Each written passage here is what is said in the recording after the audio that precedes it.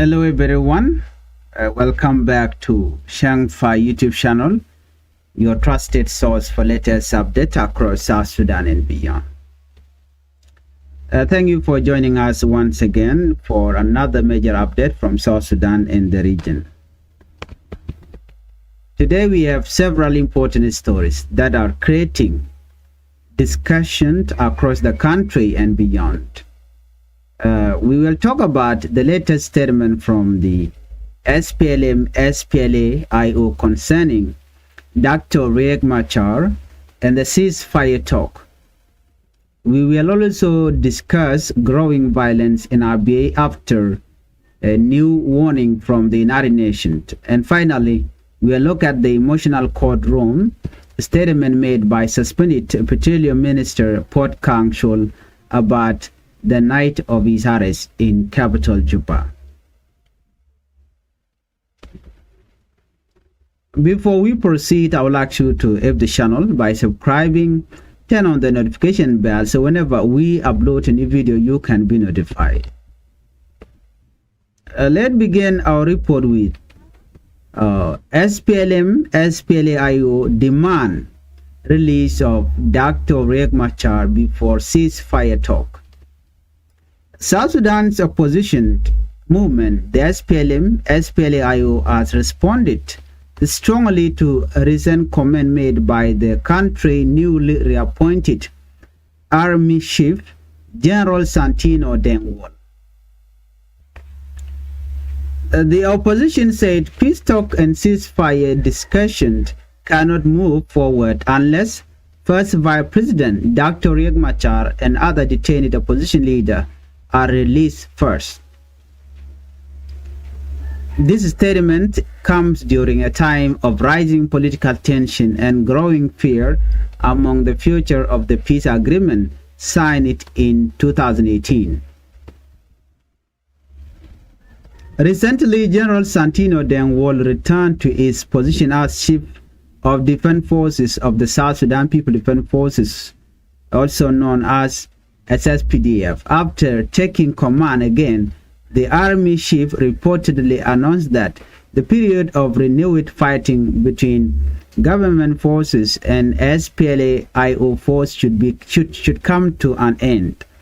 According to Army spokesperson Major General Lu Rei Kong, General Santino declared that the country should move away from more violence and hostility. The spokesperson also said the Army Chief warmly welcomed his Deputy General Kwangat Kerijok, who is serving as acting SPLA-IO Chief of General Staff.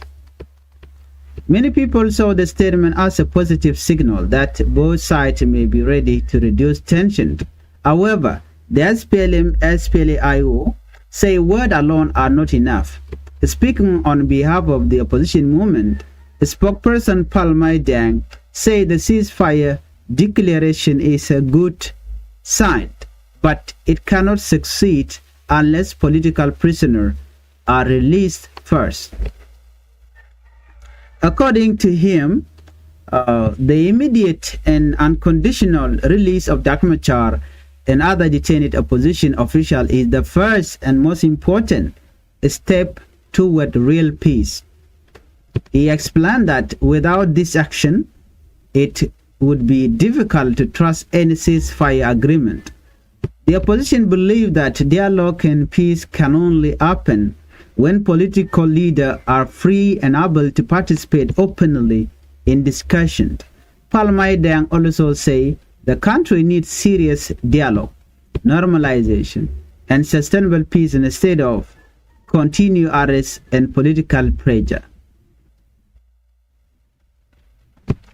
His comment reflects growing frustration inside the opposition movement. At the same time, many observers say the situation in South Sudan remains very fragile. The country has experienced repeated tension between government forces and opposition groups despite the peace agreement signed a year ago. Another important issue is that regional leaders and international organizations have also been calling for the release of detained opposition leader. A recent declaration from the C5 Plus summit reportedly recommended an immediate ceasefire and the release of Dr. Machar and other political detainees. The summit also proposed stronger effort to fully implement the peace agreement. Some of the recommendations included speeding up the unification of forces, supporting political dialogue, and appointing a high-level envoy to monitor the peace process. Many citizens are now asking whether South Sudan leaders are ready to fully commit to peace. Others fear that continued political disagreement could push the country into deeper instability. Meanwhile, the ceasefire monitoring body, known as CDSAM, has warned that the 2018 peace agreement is under serious pressure. The monitoring body said there were hundreds of alleged ceasefire violations reported between August 2025 and January 2026.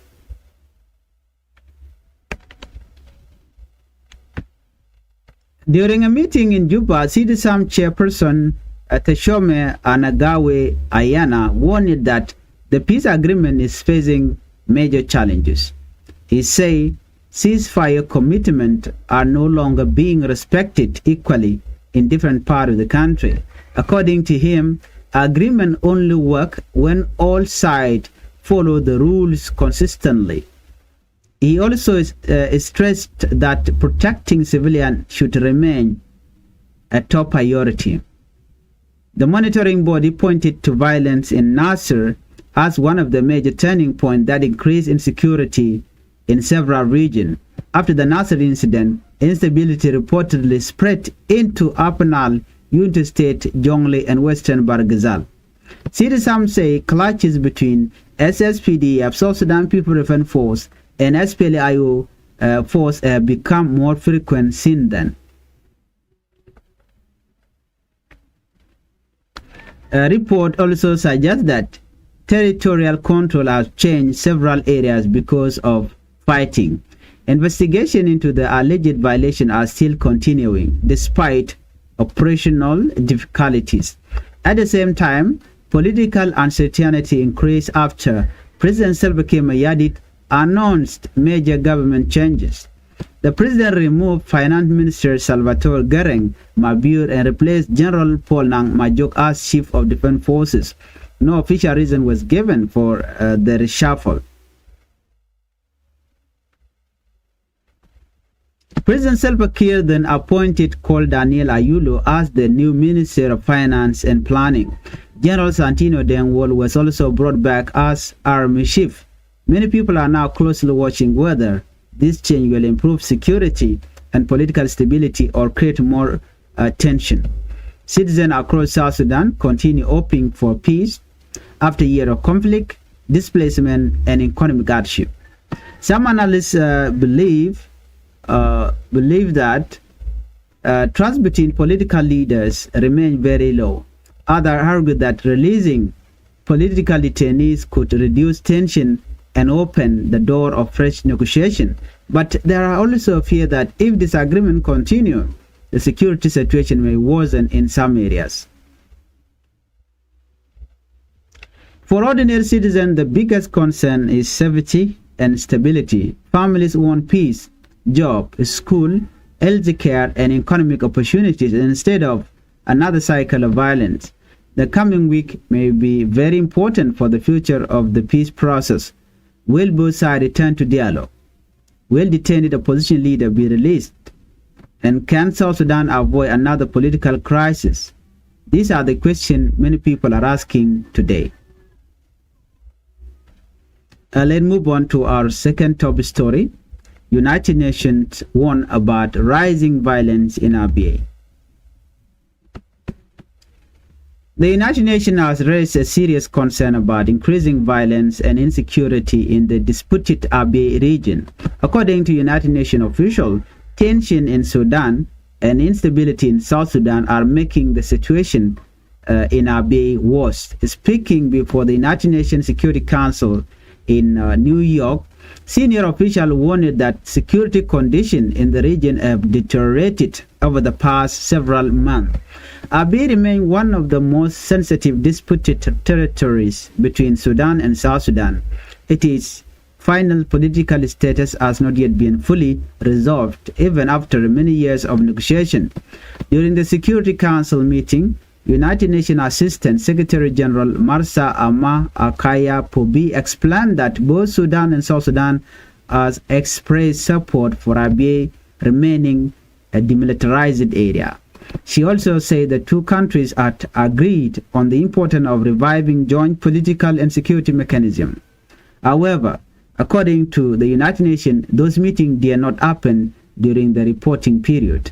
The United Nations reported a sharp increase in violence and criminal activity in Abyei over the last 6 months. UNISFA, the United Nations peacekeeping mission in Abyei, recorded nearly 200 security incidents and dozens of deaths during that period. Officials say the increase in weapons and these criminal groups and unauthorized army forces has made the situation more dangerous. The United Nations also raised concern about checkpoint and the cooperation and the occupation of civilian building by army group. Another major concern is the presence of Sudan's rapid support force around areas in northern Abyei. According to the United Nations, this situation continues to threaten instability in the region. One of the most shocking developments mentioned during the meeting involved drone attack on a UNISFA logistic base in Kadugli in December 2025. The attack reportedly killed 6 Bangladesh peacekeepers and injured several others. The United Nations described the attack as a major setback for peacekeeping operation. As a result, some monitoring sites had to close temporarily. This was the first time the mission suspended its physical presence in the border zone since the monitoring mechanism was created. United Nations officials also explained that the ongoing war in Sudan, it has created additional pressure on South Sudan. Since fighting started in Sudan in 2023, more than 1 million refugees and returnees have reportedly entered South Sudan. This has created pressure on food supplies, healthcare system, school and humanitarian services. Despite the challenges, officials say Sudan and South Sudan have continued engaging in diplomatic talk about border security, oil and trade. However, Abyei's final status remains unresolved. Several members of the United Nations Security Council called on both countries to restart political dialogue and fully implement previous agreement. The United Nations or the United States criticized what it described as a weak commitment to peace effort. China say lasting peace can only come through political solution and respect for Abyei demilitarized status. Russia warned it against reducing peacekeeping forces before a final agreement is reached. Britain condemned the drone attack and demanded accountability. Meanwhile, Sudan accused the United Arab Emirates of supporting the rapid support force with drones. South Sudan rejected accusation that its own forces violate agreement in Abyei. Juba stated that troops were sent there after deadly violence between communities in 2022 in order to protect civilians and restore stability. South Sudan also say peace in Abyei can only happen through dialogue, cooperation, and mutual respect. For many people living in Abyei, the political dispute has lasted for too long. Communities continue facing insecurity, displacement, and uncertainty about the future. Many families depend on humanitarian assistance and peacekeeping protection. Analysts warn that if regional tension continue increasing, Abyei could become even more unstable. Citizens and international observers are now hoping leaders from both Sudan and South Sudan can return to serious negotiation before conditions worsen further. Let us move on. Port Kang should speak about his arrest. Now to our third top story, or to our final story. This is about the ongoing trial in Juba. Suspended Petroleum Minister Port Kang Chul has made emotional and dramatic claim about the way he was arrested in March 2025. Speaking during court proceeding in Juba, Port Kang say he was treated like a bag of rice. During the arrest operation carried out by officers from the National Security Service, Port Kang comment quickly attracted public attention across South Sudan. According to Port Kang, security officer arrived at his residence in Tongping late at night without presenting an arrest warrant. He said the arrest happened around 11 p.m. The suspended minister told the court that he was shocked by the way officer handled the operation. In his own word, he said a whole minister was collected like a large bag of rice from a market. Port Kang argued that the treatment showed disrespect toward him as a senior government official. He explained that after the arrest, he was first taken to the National Security Service Operation Department at Riverside. After spending a short time there, he was reportedly escorted back home.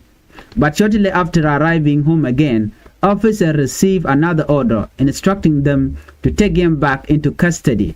According to his testimony, several other people were also arrested that night. These include bodyguard, relative, students, and even a gatekeeper working at the residence. Port Kang says some students had only come to watch a football match at his apartment before security officer arrived.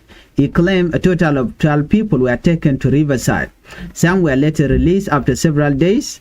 The suspended minister also accused officers of confiscating phones and forcing detainees to provide passwords under threat. According to him, the passwords were not given voluntarily. The case is connected to the Nasser incident, which remains one of the most sensitive political and military cases in South Sudan. The court proceedings have attracted national attention because several high-profile figures are involved. Among the accused is Dr. Riek Machar, a major opposition leader and former rebel commander. Other accused individuals include senior political and military officials linked to the SPLMA. Prosecutors claim opposition-linked forces and allied white army fighters attacked a military garrison in Nasser in March 2025. Authorities allege that hundreds of South Sudanese People Defense Force soldiers were killed during the attack. They also claim military equipment worth millions of dollars was destroyed or captured. The accused individual denied wrongdoing. The court proceeding continued to draw strong reaction from different political groups and members of the public. Some people believe the case is about justice and accountability. Others argue that it is politically sensitive and could increase tension between rival groups. Observers say the outcome of the case could influence the broader political climate in South Sudan. Many citizens are following the hearing closely to see what will happen next. As the hearing continues, questions remain about whether the legal process will help ease tension or deepen political diversion.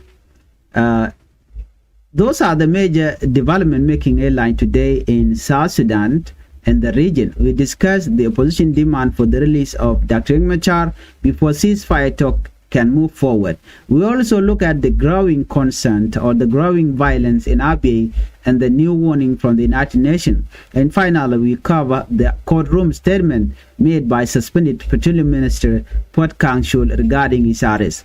What do you think about this development? Do you believe South Sudan leader can return to meaningful dialogue and peace?